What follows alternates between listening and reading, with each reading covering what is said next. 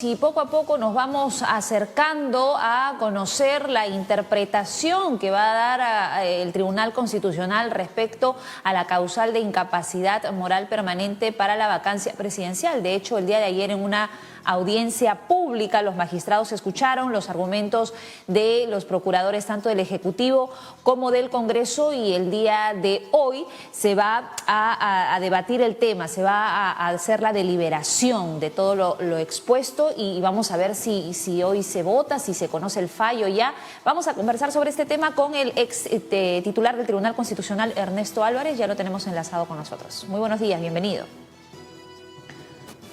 Sí, muy buenos días. Buen día. Bueno, para hablar un poco de este tema, el día de ayer quienes se conectaron a esta audiencia pública, que fue interesante poder escuchar a ambas partes, se escuchó al procurador Luis Huerta, que es representante del Ejecutivo, y él en su ponencia dijo que el proceso de vacancia fue inconstitucional y que se debió anular, que se debe anular el proceso, no todo lo actuado, es decir. Mientras que el procurador del Congreso, Manuel Peña, descartó un uso excesivo del mecanismo de vacancia. Desde su punto de vista y con su experiencia, ¿cuáles son las posibles respuestas que puede dar el Tribunal Constitucional con ya todo lo escuchado en las últimas horas? Bueno, para abreviar, la primera respuesta que podría dar el Tribunal Constitucional, de acuerdo a la ponencia preparada, el proyecto de sentencia preparado por la presidenta del Tribunal, es declarar que ha habido infracción constitucional por la interpretación que le da el Tribunal a los hechos producidos en cuanto a la vacancia, pero a continuación agrega en la sentencia de que no hay posible retorno del presidente Vizcarra al cargo porque los efectos de la sentencia no serían retroactivos. Así es. Tengo entendido que hay magistrados al interior del tribunal que van a discutir esta solución, porque está interpretando los hechos y la aplicación misma de la causal de vacancia por incapacidad moral permanente, de acuerdo a criterios que en realidad no estaban establecidos en forma taxativa en la Constitución, como por ejemplo un carácter jurídico de debido proceso, de tipificación de los cargos presentados al presidente de la República, etcétera, cuando en realidad habría también una interpretación de que esa causal es un instrumento político que solo exige la posibilidad de los 2/3 de los congresistas para poderla ejercer.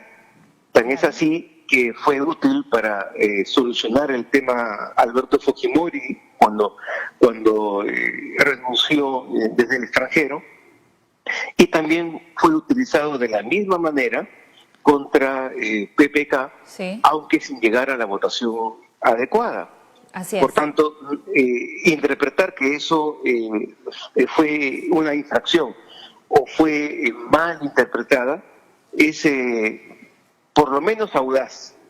Lo normal podría ser interpretar que no existe una mala aplicación o un abuso del derecho en esa causal, pero para desarrollar la Constitución y adecuarla a una interpretación sistemática de la Constitución, darle mayor contenido y exigencia en cuanto al debido proceso y posiblemente aumentar el número de congresistas necesario para votar la vacancia de 2/3 a 3/4. Votos, ¿no? Sí, pero es excesivo. O sea, 4/5 podría suponer de que un presidente notoriamente delincuente que haya cometido una inconducta absoluta, le bastaría con conservar el compromiso de aliados en un número muy bajo para mantenerse en el cargo a pesar de la repulsa ciudadana. Entonces no hay que ir de los 2/3, que aparentemente es muy accesible, a un número demasiado lejano que pueda bloquear justamente esta salida constitucional. Recordemos de que nuestra Constitución no permite realizar ni antejuicio ni juicio político al presidente de la República por delitos. Solamente en 2 casos impedir las elecciones, impedir la reunión del Congreso, pero un presidente delincuente o un presidente que haya cometido hechos sumamente graves y que sean evidentes, no tiene mayor escapatoria que esta causal o esperar en la finalización del periodo, que en casos de extrema gravedad podría ser impensable. Uh-huh.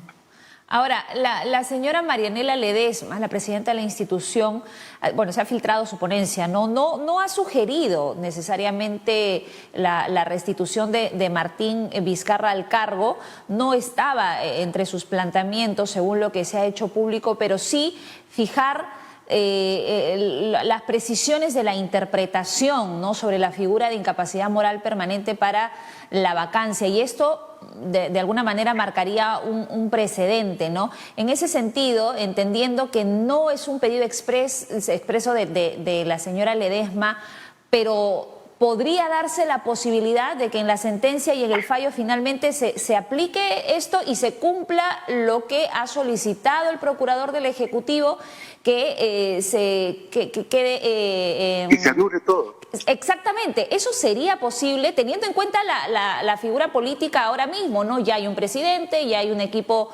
ministerial, ¿eso podría darse? No, evidentemente el tribunal siempre gradúa y mide las consecuencias de sus fallos.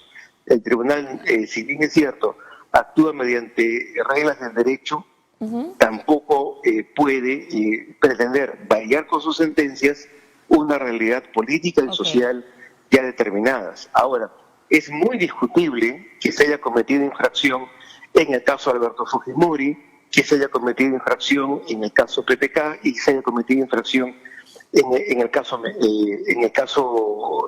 Vizcarra. Se ha aplicado la Constitución tal cual dice su texto, y de acuerdo no a una oficina administrativa cualquiera, sino por el propio Congreso de la República, que también interpreta la Constitución, y en realidad no ha cometido una infracción al actuar como actuó. Otra cosa es que el tribunal ahora determine que a futuro esta figura tenga mayores requisitos. Requisitos no solamente políticos, sino también jurídicos. Pero eso no puede dejarnos entender de que históricamente se ha cometido infracciones tantas veces, se ha invocado esta causal de vacancia. Exactamente, y justo por eso se hace urgente y necesario el pronunciamiento del Tribunal Constitucional como máximo intérprete de la Constitución, y esto de alguna manera va a garantizar la estabilidad jurídica para quienes asuman la presidencia hacia el futuro, ¿no? Así es, pero yo no los apuraría.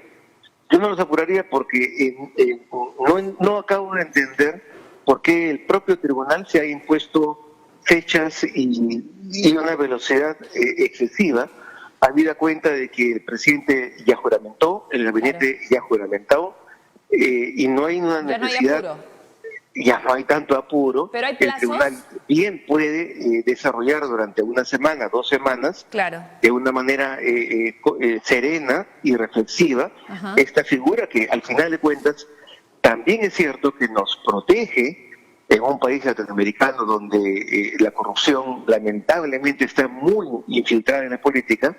Nos puede proteger en el futuro también de otros presidentes que cometan serias inconductas. Hoy se va a deliberar, ¿eso significa que hoy se tendrá el fallo o podría tomarse su tiempo todavía? Sí, no necesariamente. Posiblemente sea el primer debate y tengan digamos, la posibilidad de incorporar mayores elementos de juicio, tratar de llegar a un acuerdo de consenso, porque mientras más votos tenga la sentencia, más fuerza va a adquirir la posición del tribunal. Lo que hay que pedirles es que no se sumen votos singulares, sino que se haga una sentencia consensuada entre todos los magistrados. Ok, perfecto. O la mayoría. Exactamente. Bueno, entonces eso va a iniciar a las 9 de la mañana. Vamos a estar al tanto de lo que sigue. Antes de terminar, quiero hacerle una consulta. Bueno, como sabemos, se ha desarticulado la comisión encargada de proponer a los candidatos del Tribunal Constitucional. Bueno, han ido renunciando. ¿Qué significa esto? ¿Este Congreso finalmente ya no va a elegir a los candidatos del TC? Este Congreso, al igual que cualquier Congreso, tiene la atribución de elegirlos. Ajá. Pero el Congreso actúa en función a códigos políticos y estos códigos políticos nos aconsejan de que este Congreso no se aboque a esa tarea por cuanto no tendría un soporte político, social necesario para legitimar sus acciones. Este Congreso, al igual que el gobierno, tienen que abocarse esencialmente a las tareas inmediatas y urgentes. Ok.